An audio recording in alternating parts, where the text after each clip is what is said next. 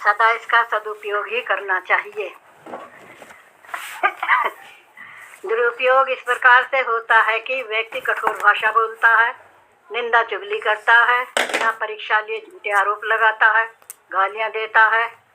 तो गाली सुनने से दूसरे के कानों में आग तो लगी जाती है, और केवल उसके कानों में ही नहीं, उससे ज़्यादा तो आग उसके हृदय में लग जाती है। वह आग वहीं पर शांत नहीं होती, फिर उसकी खतरनाक प्रक्रिया होती है। यदि कोई दूसरों के साथ कठोर भाषा बोलेगा, गाली देगा, तो दूसरा व्यक्ति भी शांत नहीं रहेगा, उसे भी क्रोध आएगा। परंतु ऐसा व्यवहार सभ्यतापूर्ण नहीं है और न ही सुखदायक है। केवल अपने तुच्छ अभिमान की तृप्ति के लिए ही इस प्रकार का दुर्व्यवहार दूसरों के साथ ना करें। यह वाणी का दुरुपयोग है, और ऐसी वाणी का दुरुपयोग करने पर आगे चलकर भी भारी दंड मिलता है। जैसे शेर, भेड़िया, हाथी, बंदर आदि योनियों में जाकर भयंकर दुख भोगना पड़ता है। अतः वाणी का सदुपयोग करना चाहिए, दुरुपयोग नहीं। वाणी का सदुपयोग इस प्रकार से होता है कि व्यक्ति दूसरों के साथ अच्छी भाषा बोलता है, सभ्यतापूर्ण, सम्मानपूर्ण, मीठी भाषा बोलता है, परिणाम से परीक्षा करके सत्य बोलता है अथवा हितकारी बोलता है। और अच्छी मीठी भाषा बोलने से सबका मन प्रसन्न और शांत रहता है, और दूसरों को भी वह सुख पहुंचाता है। अतः ऐसी ही भाषा का प्रयोग करना चाहिए, जिससे अपना भी मन प्रसन्न रहे और दूसरों का भी। ऐसा करने से ईश्वर की ओर से बहुत पुण्य और आशीर्वाद मिलता है। इससे किसी को भी अपशब्द का प्रयोग ना करें, सभ्यतापूर्ण मीठी भाषा का ही प्रयोग करें। धन्यवाद। स्वामी जी को नमस्कार जी। माँ का बहुत बहुत धन्यवाद, और बहुत सुंदर बातें माँ ने रखी हैं वाणी के महत्व के विषय में। वाणी का सदुपयोग एवं दुरुपयोग यथासंभव समय के अंतर्गत ही माता ने रखी हैं, और अपनी लगभग 2.25 मिनट में माँ ने अपनी बात पूरी कर दी। पुनः माता श्री को नमन और धन्यवाद माता श्री का।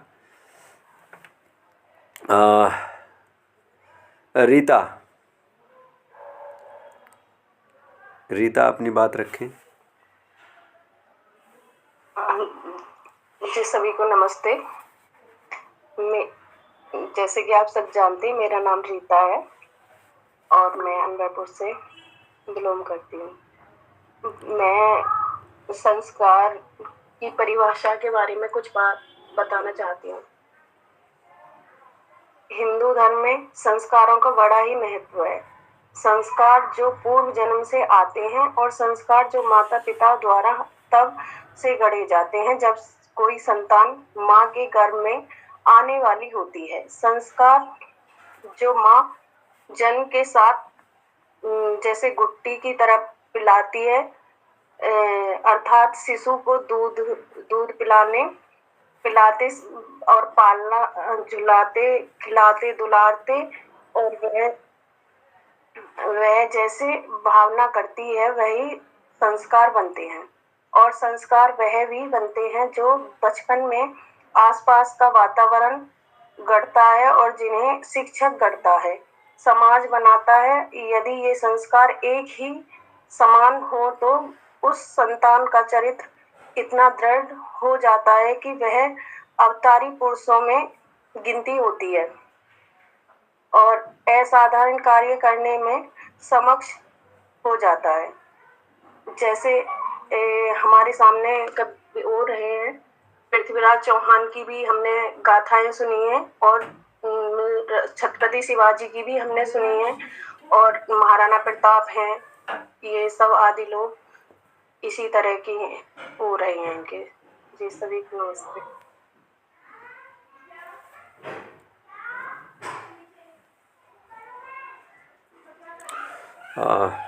रीता का भी धन्यवाद, और उन्होंने भी संस्कार के विषय पर अपने सूझबूझ से यथासंभव प्रयास किया है संस्कार विषय पर अपनी बात रखने का, और समय के अंतर्गत ही उन्होंने अपनी बात रखी है।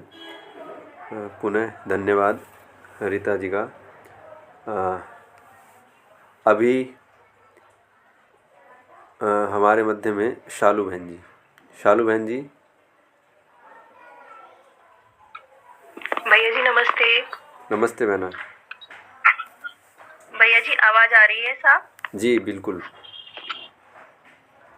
आचार्य जी को मेरा नमस्ते और कक्षा में जुड़े हुए सभी बहनों और भाई जी का सबको मेरा सादर प्रणाम। आचार्य जी के निर्देशानुसार मैंने जो छोटी सी तैयारी करी है उससे ही मैं रखूंगी। सबसे पहले जो मैंने लिखा है वो है परिचय। मेरा नाम शालू है। मैं इस ऑनलाइन कक्षा की छात्रा हूँ। मेरा परम सौभाग्य है कि मैं एक संयुक्त परिवार में रहती हूँ। मैं जन्म से पौराणिक परिवार से आती हूँ और जब 14 वर्ष से मैं इस ऐसे परिवार से जुड़ी हूँ जहाँ आर्य समाज की विचारधारा व नियम में रहकर सारे कार्य को किया जाता है। सबसे अच्छी बात यह रही जो मेरे पिताजी हैं, शुरुआत में उन्होंने मुझे बाध्य नहीं किया मूर्ति पूजा से। बस वो एक ही बात कहते रहे कि इसने अपने जीवन में कुछ नियम बनाए हैं कि ये दीपक जलाए बिना भोजन अन्न ग्रहण नहीं करती, तो धीरे धीरे इसको ढाल सकते हैं।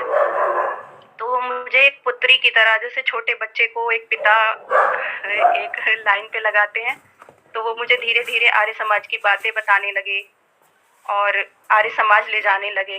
फिर उन्होंने मुझे कुछ पुस्तकें दी पढ़ने के लिए, तो धीरे धीरे मेरा ये अभिन्न अंग बन गया संध्या यज्ञ और अतिथि संस्कार, अतिथियों का आदर सत्कार। अब है कक्षा लेने के उद्देश्य व अनुभव। विवाह के समय आशीर्वाद के रूप में मुझे सत्यार्थ प्रकाश दिया गया। समय समय पर उसको पढ़ने व समझने का प्रयास किया पर कुछ सफलता नहीं मिली। फिर अर्चना जी से मुलाकात हुई और सालों से सत्यार्थ प्रकाश पढ़ने की और समझने की जो एक इच्छा थी, वो भाई जी के रूप में एक ऐसे गुरु का मिलना हुआ जिनको मैंने अभी साक्षात तो नहीं देखा है, पर ऐसा लगता है जितना आपको समझना चाहती हूँ या समझती हूँ वो कम पड़ जाता है। निस्वार्थ भाव से स्वाध्याय कक्षा, निष्काम भाव से बच्चों को गुरुकुल के लिए तैयार करना, व सभी के बारे में ऐसा सोचना जैसे किसी का भी दुख उनका स्वयं का दुख बन जाता है। ऐसा लगता है जैसे आर्य समाज के 10 नियम वो अपने जीवन में उतारे हुए हैं। मेरा विषय है अष्टांग योग का दूसरा नियम। अष्टांग योग पतंजलि सूत्र से आता है। अष्टांग योग के 8 सूत्र हैं। पहला है यम, दूसरा नियम, तीसरा है आसन, चौथा है प्राणायाम, पांचवा है प्रत्याहार, छठा है ध्यान, सातवां है धारणा और आठवां है समाधि। मैंने नियम पर थोड़ा सा प्रकाश डालने की कोशिश की है। नियम शब्द से हमारा तात्पर्य यह है कि नियम का मूल भाव नियंत्रण, व्यवस्था और अनुशासन है, जो व्यक्ति को सही मार्ग पर चलने और व्यवस्था बनाए रखने में मदद करता है। उदाहरण है ब्रह्मचारी, ब्रह्म मुहूर्त में उठना, ब्रह्मचर्य का पालन करना, गुरु की आज्ञा का पालन करना, योग प्राणायाम करना, शुद्ध सात्विक भोजन ग्रहण करना, शास्त्र, धर्म ग्रंथ, उपनिषद आदि पठन पाठन, वाणी, व्यवहार तथा विचार शुद्ध करना। अब नियम में 5 भाग आते हैं। पहला भाग है शौच। शौच यानी पवित्रता, आंतरिक व बाह्य, वाणी और व्यवहार की। दूसरा आता है संतोष। पूर्ण पुरुषार्थ करके हमारा मन पूर्ण संतुष्ट रहना चाहिए। तीसरा है तप, प्रतिकूल परिस्थितियों में अपने आप को स्थिर रखना, विचलित न होने देना। चौथा है स्वाध्याय, अपने आप का निरीक्षण, आज हमने पूरे दिन में क्या क्या कार्य किए। अपना निरीक्षण, मेरा जन्म क्यों हुआ है, किस लिए हुआ है, क्या वह जिस लिए हुआ है क्या मैं वो सारे कार्य कर रहा हूँ। और धर्म ग्रंथ पढ़ना, धर्म पुस्तकें पढ़ना, अभ्यास, पुस्तकों का अभ्यास, श्रवण, मनन, चिंतन, भजन, कीर्तन आदि। पांचवा है ईश्वर प्रणिधान, ईश्वर के चरणों में अपने सभी कर्मों को अर्पित करना, अनासक्त होकर कर्म फल की इच्छा से रहित होकर कर्म करना। ईश्वर प्रणिधान, ईश्वर के प्रति अटूट भक्ति से समाधि का अनुभव सिद्ध होने लगता है। सभी को धन्यवाद। बहुत बहुत धन्यवाद बहना। थोड़ा सा समय आपने अधिक ले लिया, तो फिर भी आपने अपना परिचय, फिर उसके बाद कक्षा का परिचय और पृष्ठभूमि आपने अपनी बताई, फिर उसके बाद आपने अपने विषय पर बात रखी। नियम अष्टांग योग का जो भाग है उसमें से आपने एक विषय लिया और उस पर आपने चर्चा रखी। आपका बहुत बहुत धन्यवाद। मैत्रेयी मैत्रेयी कोई विषय, मैत्रेयी बिटिया।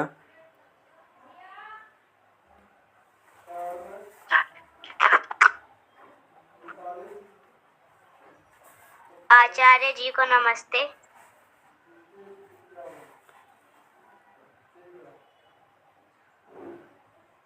करो प्रारंभ बेटा। अनुशासन।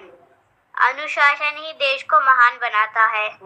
अनुशासन की 4 विशेषताएं: मुस्कुराते हुए आज्ञा का पालन करना, निसंकोच कठोर परिश्रम करना, समय का पालन करना, झूठ ना बोलना, बहाने ना बनाना।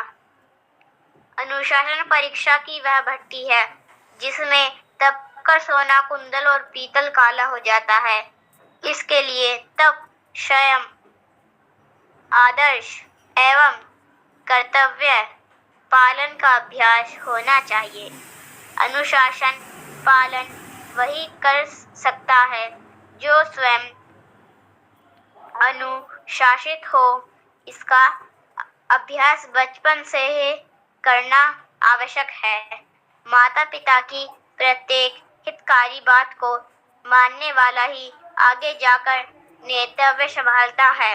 अनुशासित बच्चे की शक्ति व्यर्थ कार्यों में न लगकर रचनात्मक कार्यों में लगती है। विद्यालय में अध्यापक को प्रतिदिन अभिवादन, दिए पाठ का स्मरण, अन्य नियमों का पालन उसे भी गुरुजनों का प्रिय बना देता है। धन्यवाद। बहुत बहुत धन्यवाद मैत्री बिटिया का। और बहुत अच्छा अनुशासन पर उन्होंने अपना विषय रखा, अब अनुशासन विषय पर अपनी बातें रखी। इसके लिए बहुत बहुत आभार और बहुत बहुत आशीर्वाद भी।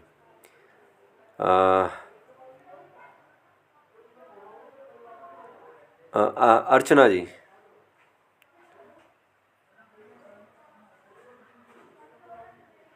सभी को सादर नमस्ते जी। आचार्य जी को भी नमस्ते। नमस्ते। मेरा विषय है धर्म। आवाज आ रही है भैया जी? जी आ रही है, स्पष्ट है। मेरा विषय है धर्म क्या है। धर्म इसका मूल अर्थ है धार्यते इति धर्मः, अर्थात जिसे धारण किया जा सके वह धर्म है। धारण सत्य को धारण करना है, धर्म है। मनुष्य का धर्म है अपने परिवार का भरण पोषण करना, अपने राष्ट्र की सेवा करना, अपनी संतानों को वेदों के अनुकूल शिक्षा संस्कार देना धर्म है। मनुष्य को अपने कर्तव्यों का पालन ठीक प्रकार से करना, अपनी मर्यादाओं में रहना, अपनी इंद्रियों पर संयम रखना, नेत्रों से अच्छा देखना, कानों से कुछ भी गलत नहीं सुनना, वाणी से सत्य बोलना, अपनी संतानों को अपनी संस्कृति के बारे में सिखाना, माता पिता गुरुजनों की आज्ञा का पालन करना, ये धर्म है। धर्म का मूल वेद है। हमें चारों वेदों को पढ़ना है, पढ़ाना है, और जहाँ कहीं भी हम बैठते हैं हमें अपने धर्म की ही बात करनी है। धर्म के 10 लक्षण बताए हैं।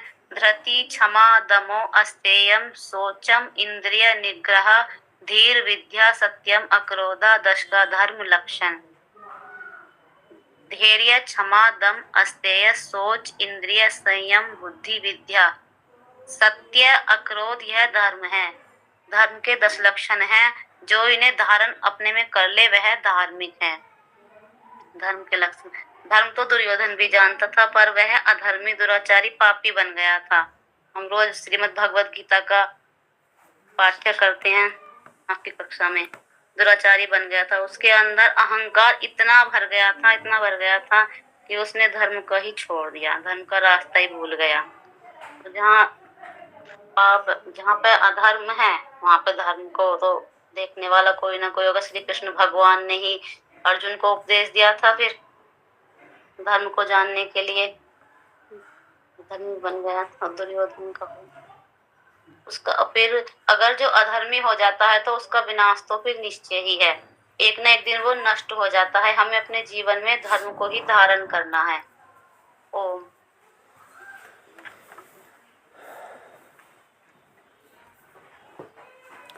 बहुत बहुत धन्यवाद अर्चना जी का। धर्म के विषय में जो आपने विषय वस्तु रखी है उसके लिए आपका बहुत बहुत आभार।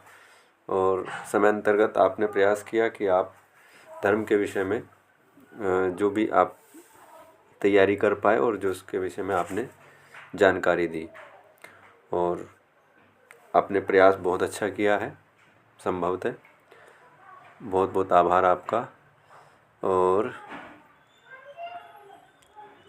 अपेक्षित तो इस कक्षा में कई और सदस्य हैं जो जिन्हें करना था तैयार, लेकिन वो आज शायद अपने आप में सहज हैं, और कई लोग अवकाश पे हैं आज। कई बार कहने के उपरांत भी शायद कुछ व्यवस्था और व्यस्तता रहने के कारण से ऐसा होगा। हमारे मध्य में ये रोहितवास कुमार जी हैं, इनके विषय में ही मैं आपको बता देता हूँ। थोड़ा सा समय ये इनको अतिरिक्त हम देने का प्रयत्न कर रहे हैं कि थोड़ा सा समय इनको मिल जाएगा, क्योंकि ये विषय चिकित्सा से संबंधित चिकित्सक हैं, तो ये चिकित्सा के संबंध में रखेंगे। और ये चिकित्सा दोनों तरीके से हैं, इनके पास एलोपैथ और आयुर्वेद और नेचुरोपैथी दोनों की इनके पास जानकारी है। तो थोड़ा सा समय की गरिमा को ध्यान में रखते हुए आदरणीय डॉक्टर रोहितास जी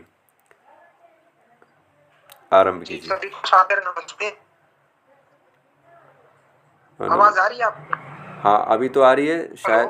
हाँ, आ रही है जी आपकी आवाज़। जी सभी को सादर नमस्ते। नमस्ते जी।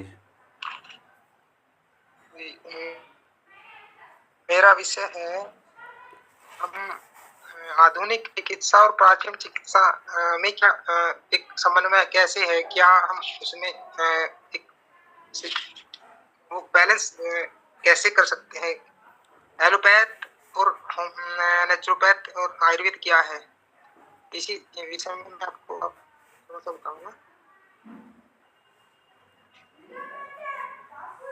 हमारे प्राचीन समय में घर घर में चिकित्सा होती थी। हमारे पास में दादी नानी के नुस्खे तरह से क्या था उसमें, सुहागा है। जैसे मान लीजिए सुहागा एक छोटी सी चीज है, देसी नाम सुहागा है, उसको बोरिक्स बोलते हैं, बोरिक्स।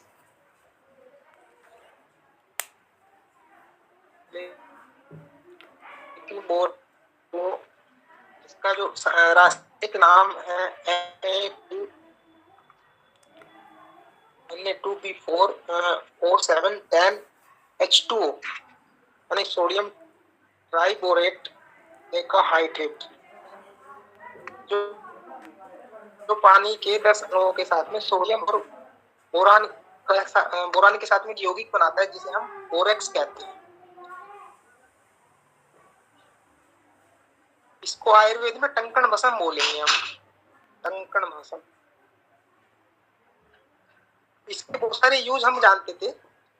हुआ क्या, अंग्रेजों ने, जैसे हमारे यहाँ पे मुगलों का शासन आया, फिर उसके बाद अंग्रेजों का शासन आया। मुगलों ने हमारे धार्मिक स्थलों को तहस नहस किया, और अंग्रेजों ने हमारी जो सभ्यता थी, संस्कृति थी, धर्म था, उसको तहस नहस किया। हमारे गुरुकुल की एक व्यवस्था थी, उसको खत्म किया। पूरी शिक्षा पद्धति का सत्यानाश किया। माने मैकाले के समय में 7,32,000 लगभग गुरुकुल थे हमारे पास में। तो मैकाले ने यहाँ पे पूरा सिस्टम चेंज किया, और एक उसके तहत हमारी जो व्यवस्था थी, एक पूरा शिक्षित था हमारा भारत, उसको पूरा अशिक्षित की तरफ ले गया। कैसे? माने गुरुकुल की जगह ईसा का कुल शुरू किया। गुरुकुल में पूरी एक व्यवस्था थी। उसमें एक छोटा सा उदाहरण यही है कि जैसे सुहागा है, सुहागे की हम घर घर जानते थे। ये आपका प्राकृतिक स्रोत हो गया, प्राकृतिक चिकित्सा होगी सुहागा।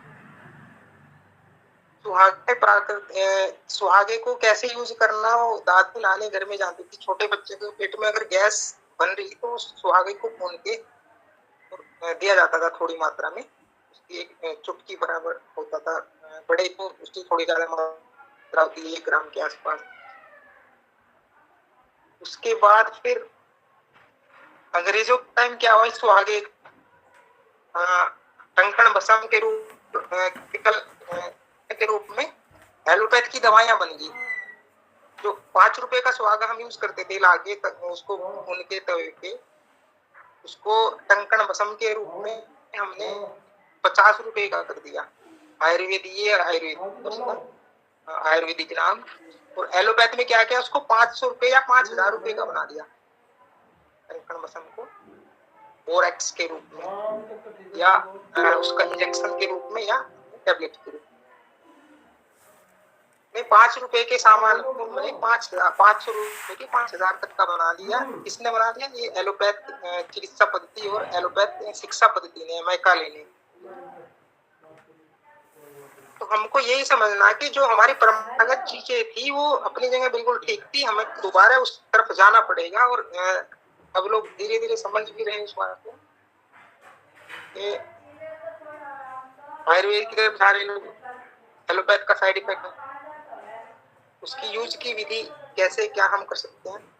ये बोलूंगा कि इतना ज्यादा तो मुझको भी नहीं पता, इतना ज्यादा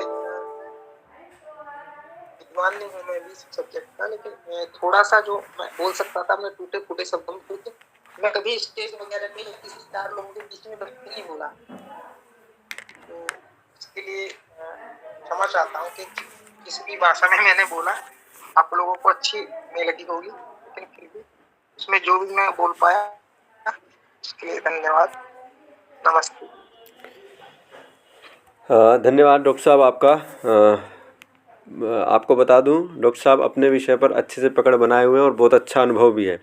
लेकिन यही कारण होता है जिस कारण से हमने वक्तृता गोष्ठी रखी है कि बहुत सारी बातें हमें पता तो होती हैं, लेकिन हम उस विषय पर असहज होते हैं बताने के लिए।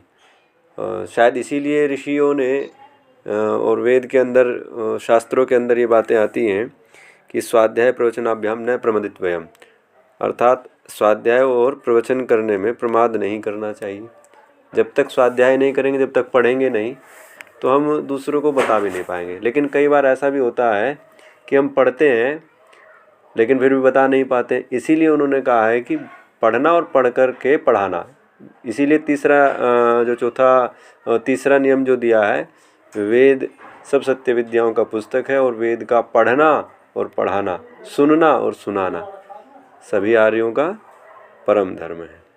तो बहुत बहुत धन्यवाद है आपका, जैसा भी आप प्रयास आपने किया है उसके लिए। अभी भी हम आपको कोई भी जो इस कक्षा में जुड़े हुए हैं आचार्य श्री से पूर्व, जो भी अपनी कुछ बात, इतनी बातें सुन कर के आपको लगता है कि हम भी इस विषय पर तो हम भी बात कर सकते थे, यदि कोई रखना चाहता है तो आपके लिए हम हाथ उठा करके आप संकेत कर दीजिए, हम आपको 2 मिनट का अवसर देते हैं अगर कोई और अपनी बात कुछ कहना चाहता है तो।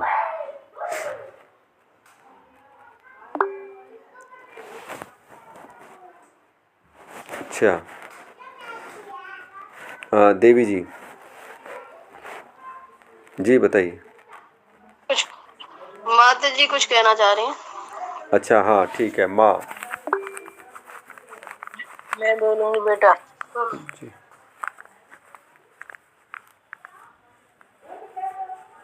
बोलो माँ। बेटा। हाँ बोलिए माँ, बोलिए, जल्दी बोलिए, समय हमारे पास निर्धारित है। नमस्ते सभी को। बोलिए माँ, मेरे जीवन का अनुभव तो ये है, परमात्मा के नाम से बढ़कर कुछ नहीं है।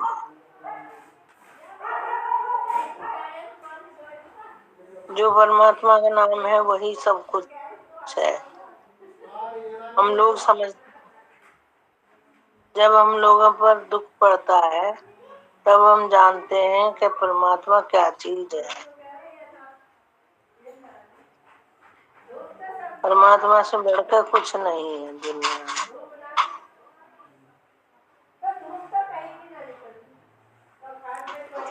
ठीक है माँ। और मैं बाद में कर लूंगा, अभी तो फिलहाल कर लो मामू।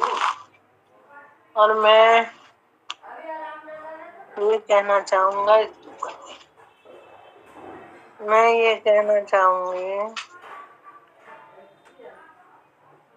मुझे इस क्लास से जुड़कर बहुत लाभ मिला है। मैं ये नहीं कहती कहीं ये मुझे घमंड है कि मेरा बेटा क्लास करा रहा है। इसे और कोई भी कराता तब भी मैं यही बात कहती कि अगर इसे सुनो तो बहुत बड़ा लाभ है। लेकिन सब व्यर्थ की बातों में लगे रहते हैं। क्लास में तो जुड़कर भी कोई लहसुन काट रहा, कोई प्याज काट रहा, कोई बात कर रहा, कोई तू खा ले ये कर रहे हैं। बेकार की बातों में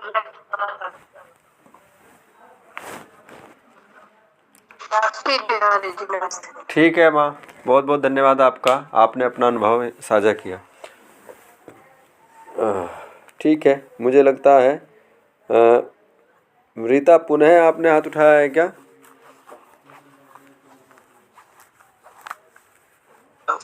हाँ जी, हाँ जी। जी बताइए। मैं नेचुरोपैथिक के बारे में थोड़ी सी बात करना चाहती हूँ।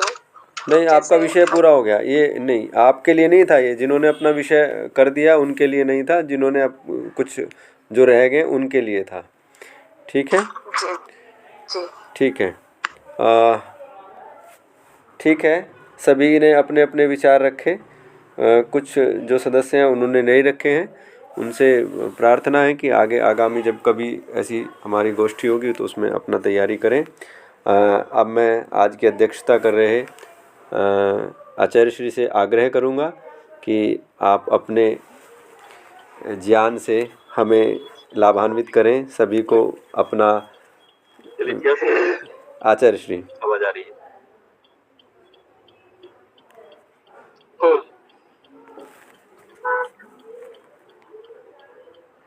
सबको सादर नमस्ते। मैंने जो सबसे पहले इनकी बात सुनी थी वो कह रही थी कि वाणी का संयम होना चाहिए। वाणी के संयम को गीता में एक श्लोक द्वारा कहा गया है कि वाणी का तप क्या होता है। श्लोक है अनुद्वेग करम वाक्यम सत्यम प्रिय हितनिचयत् स्वाध्यायाभ्यसनं चैव वाङ्मयं तप उच्यते। ये तो वाक्य बोला जाए, तो शब्द बोले जाए वाणी से, वो दूसरे में उद्वेग पैदा करने वाले नाम, क्रोध पैदा करने वाले नाम, इतना होने पर भी सत्य हो, असत्य ना हो, और प्रिय हो, अच्छे लगने वाले हो, और इतनी सारी बातें होने पर भी हितकारी हो, हानिकारक ना हो। ये सब कुछ आता कहाँ से है? हम मधुर बोलना भी चाहते हैं, दूसरे का हित भी करना चाहते हैं, पर हमारे पास ना तो शैली होती है ना शब्द होते हैं। उसके लिए गीताकार ने कहा है स्वाध्याय अभ्यसनं चैव। ये सब बातें तब आएंगी जब हमारा स्वाध्याय का अभ्यास होगा। हम हित को पहचानते भी होंगे और हमारे पास भाषा भी होगी, उचित भाषा भी होगी अपनी बात को कहने के लिए। तो चापलूसी नहीं होनी चाहिए और कठोर भाषा का प्रयोग जितना हो सके उससे बचा जाए। किंतु आवश्यक हो तो नीति की दृष्टि से माँ को भी कठोर बोलना ही पड़ता है। तब ये नहीं देखा जाता कि इसको क्रोध आएगा, तब ये देखा जाता है कि इसमें इसका हित है। क्योंकि अज्ञो भवति वही बाला, जो नहीं जानता अपने हित अहित को, संसार के हित अहित को, अपने हित को संसार के हित से अलग समझता है, संसार के हित में अपने हित के दर्शन नहीं करता, वो बालक होता है।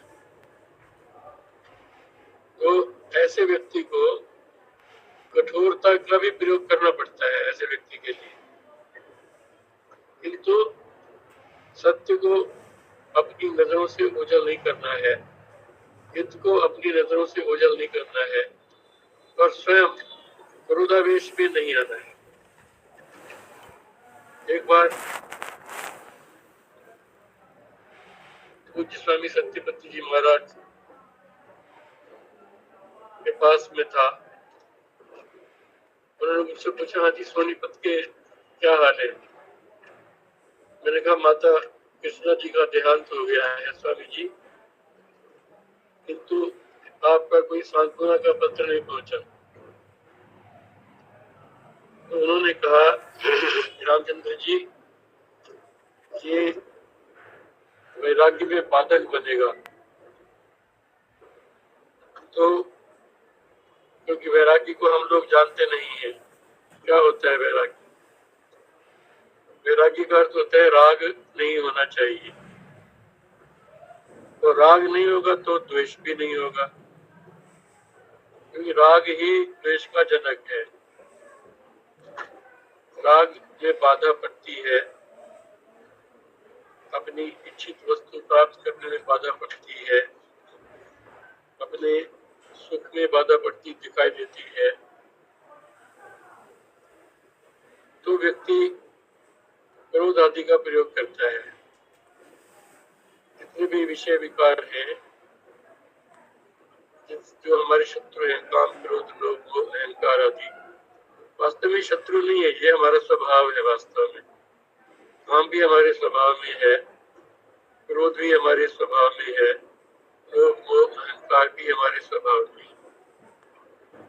तो जब राग पूर्वक हम उन चीजों का प्रयोग करते हैं, राग पूर्वक कामना का प्रयोग करते हैं, राग पूर्वक क्रोध का प्रयोग करते हैं, तो वो पाप हो जाते हैं।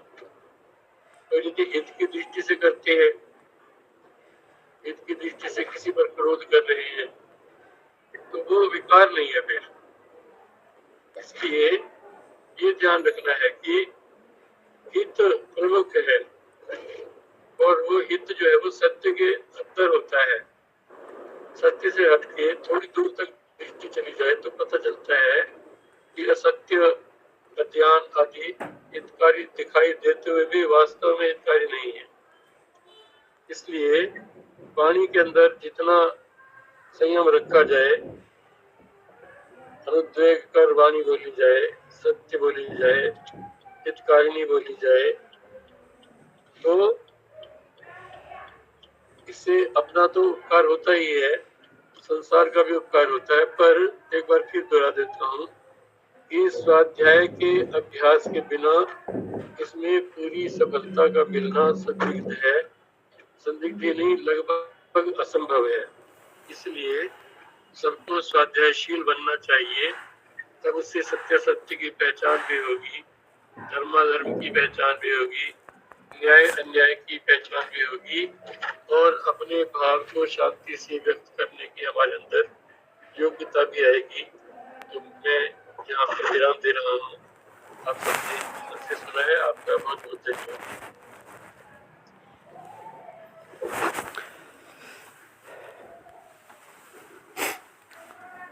पूज्य आचार्य श्री का बहुत बहुत आभार और बहुत सुंदर आशीर्वाद हमें प्राप्त हुआ है।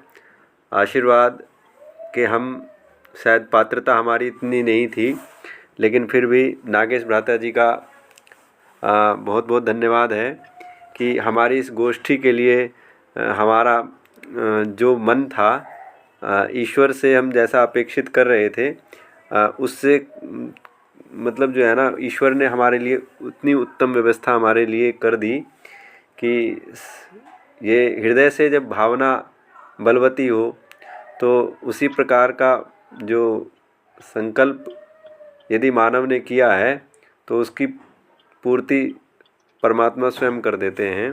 तो ऐसा ही कुछ आज की इस गोष्ठी में हुआ है, वक्तृता गोष्ठी में, कि पूज्य आचार्य श्री का आशीर्वाद हमें प्राप्त हुआ है। और जितना भी प्रयास किया आज की गोष्ठी में, उस सब पर आचार्य श्री ने अपना मंथन करके यही था, लेकिन ये यूटर्न के लिए आचार्य श्री ने उस पर अपना पूर्ण तरीके से मार्गदर्शन हमारा किया। और आशा है आप सब लोगों को स्पष्ट आवाज़ आचार्य श्री की आई होगी। आप समझ पाए होंगे कि कितना उनके अंतस में ज्ञान छुपा हुआ है, प्रेरणा उन्होंने बताई है। और वाणी से प्रारंभ करके, ऐसा नहीं था कि वाणी के विषय में ही बोला आचार्य श्री ने। आचार्य श्री ने वाणी से प्रारंभ करके और सभी विषय को छूते हुए इस बात को इंगित कर दिया कि राग के माध्यम से ही द्वेष की उत्पत्ति होती है। तो ये जो हमारी कक्षा चली हुई है इस समय पर श्रीमद् भगवद गीता समर्पण भाष्य की, उसका ही उदाहरण देते हुए आचार्य श्री ने वाणी का आधार लेकर के और उस बात को हमें बताया है, समझाया है, मार्गदर्शन किया है। आशा है आप सब लोगों ने उस पर अपने आप को कटिबद्ध कर लिया होगा और आगे हम उसी प्रकार से, क्योंकि हमने विचार गोष्ठी जो ये वक्तृता गोष्ठी रखी थी, ये इसीलिए रखी थी कि हम अपनी जो भाषा की बात आ रही थी कि हमारे पास विचार तो होते हैं लेकिन भाषा और शैली न होने के कारण से हम अपनी बात नहीं कह सकते हैं। तो आप सब लोगों ने इस विचार गोष्ठी में, वक्तृता गोष्ठी में भाग लेकर के जो अपना प्रयास किया था, उसके लिए आपका भी धन्यवाद। पूज्य आचार्य श्री का बहुत बहुत आभार, नमन, वंदन, अभिनंदन। पूज्य आचार्य श्री का, आदरणीय नागेश जी का भी बहुत बहुत धन्यवाद कि उन्होंने हमारे इस जो हमारा जो खाली था, रिक्त था हमारी इस कक्षा का भाग, उसको पूरा करने के लिए आचार्य श्री को इसमें जोड़ने के लिए बहुत बहुत धन्यवाद। और आप सभी सदस्यों का, सभी भाइयों का, बहनों का, माताओं का, सभी का बहुत बहुत धन्यवाद है। हम इस कक्षा को, इस गोष्ठी को, इस वक्तृता गोष्ठी को अब यहीं विराम करते हैं। हमारी गोष्ठी 8 बजे तक की थी, हमारा लगभग कार्य पूरा ही हो गया है। कल से हमारी एक यथावत कक्षा फिर चलेगी। मंत्र पाठ। ओम विश्वानि देव सवितर्दुरितानि परासुव यद्भद्रन्तन्न आसुव। ओम शांति शांति शांति। आप सभी को नमस्ते, सभी का बहुत बहुत धन्यवाद।